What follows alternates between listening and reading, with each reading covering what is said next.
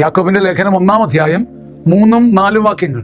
പരീക്ഷിക്കപ്പെടുമ്പോൾ സ്ഥിരത കിട്ടും, സ്ഥിരത നമ്മിൽ പൂർണ്ണ ഫലം ചൊരിയും. വിശ്വാസം പരീക്ഷിക്കപ്പെടുമ്പോൾ നിങ്ങൾക്കതിൽ സ്ഥിരത ലഭിക്കുമെന്ന് നിങ്ങൾക്കറിയാമല്ലോ.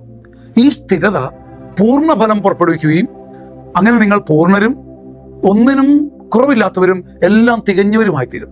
പെട്ടെന്ന് നമുക്ക് മനസ്സിലാകാത്തൊരു വചനം. പരീക്ഷിക്കപ്പെടുമ്പോൾ, ഒന്ന് കുലുങ്ങുമ്പോൾ, ഒന്ന് ഇളകുമ്പോൾ, ഇളക്കി മറിക്കപ്പെടുമ്പോൾ നമ്മൾ ഈശോയിലുള്ള വിശ്വാസം, ദൈവത്തിലുള്ള വിശ്വാസം വീണ്ടും വീണ്ടും ആത്മനായി ഏറ്റുപറയുമ്പോൾ ഓരോ പരീക്ഷണവും നിന്നെ ഒന്ന് കുലുക്കി കൊള്ളിക്കും, നിന്നെ ഒന്ന് ഇളക്കി ഉറപ്പിക്കും. അങ്ങനെ നിനക്ക് ലഭിക്കുന്ന സ്ഥിരത നിനക്ക് തന്നെ ഉറപ്പായിത്തീരും.